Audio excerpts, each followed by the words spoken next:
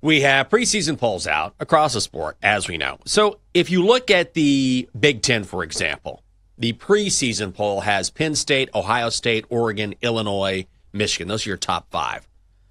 Penn State, number one, the favorite. However, when you look at the odds at BetMGM, Ohio State is number one at plus 190, followed by Penn State at plus 240. Oregon is third, plus 350. And then we see, instead of Illinois, Michigan, it's Michigan, USC. So in the Big Ten preseason poll, USC picked to finish ninth. The BetMGM odds are telling you they are fifth at 18-1. But the big switch is at the top, Ohio State, Penn State. So which one do you trust? I think that you've got to realize that some other things go into this, in that, like the sports books, it's not necessarily that they think this team is the best. It's that they have to hang the prices where they think the action is going to go. So I think a lot of this is like, let's start with the Penn State and Ohio State discrepancy, because obviously Penn State is your number one team coming out of the media poll, but it doesn't have the shortest odds. So Ohio State is the favorite at plus 190. So I think a lot of this is because Ohio State has been the entrenched big dog in the Big Ten for quite some time. You could argue Michigan, for a couple years there was obviously beating them, but still Ohio State is your brand name team. Same goes for USC. When we talk about USC being the ninth-ranked team in the media poll, but they're 18-1, that is simply because they are a big brand. And some people will just see, oh, USC, haven't they had a bunch of quarterbacks drafted to the NFL? And people will bet on those things. We have seen this from bettors across the board, whether it's the Yankees, the Dodgers, Duke basketball, Alabama football. So some of this is not necessarily their opinion, but how they think the money is going to flow. So keep that in mind. No, I think that's a really good point. I would say that right now, I'm always skittish when it comes to betting on Penn State. And I know this is such an obvious thing to say, but James Franklin is a guy who has been really close so many times, hasn't been able to get over the hump. Just hasn't been able to get over the hump, like each and every single year. But I feel like if he's going to do it, like this is the year. A lot of people like Penn State to win the national title, not just win the Big Ten. Like they like the Nittany Lions to win it all. And I will say I think this is their best shot because they have that incredible duo in the backfield, Nick Singleton and Katron Allen.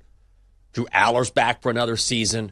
I mean, he's going to be a lottery pick in the NFL, a top 10 pick. And then if you look at Ohio State is naturally going to get a ton of money because they're the defending national champions. They're Ohio State. But they have lost a ton of players. Also, they're working in new coordinators. Like, this is the one time that the iron is hot for Penn State to strike. You got all your guys back. They returned 14 starters. You're starting running backs. You're starting quarterback.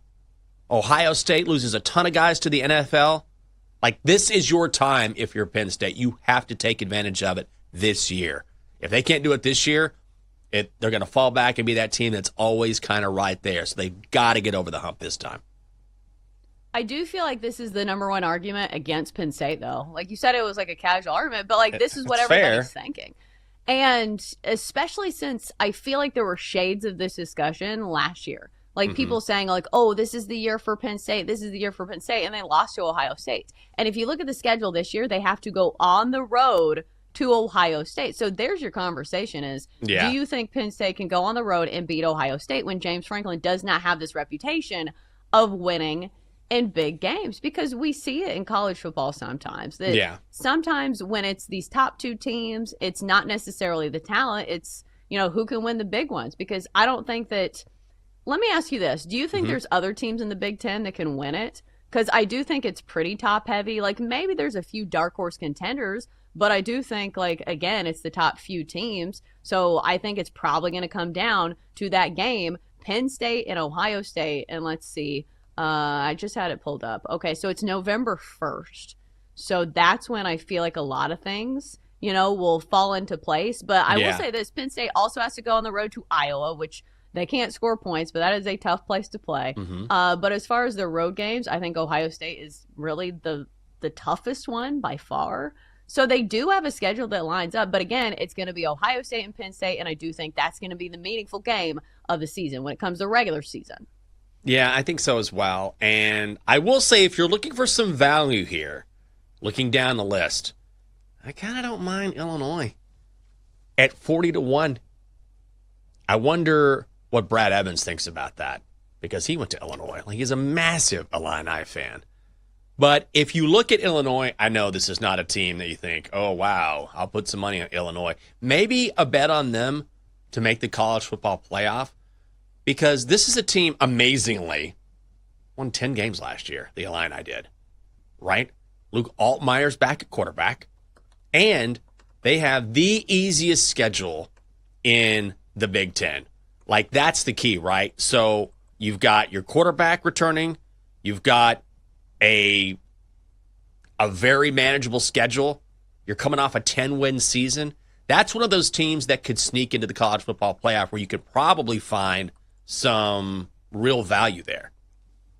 Yeah, I was just looking at their schedule, and I didn't see Ohio State for a second, but they do play them, but they do get to play Ohio State at home. So I think that's like what I'm looking for a lot of these teams is, how do your road games line up? When are you playing the toughest opponents in the conference? So even if they do lose that game, like, we have seen how much, prevalence the Big Ten and the SEC have, to where if you're one of those fringy teams from the power conferences, the Big Ten and the SEC, you're going to get more staying power. So maybe that's a bet for them making the college football playoff.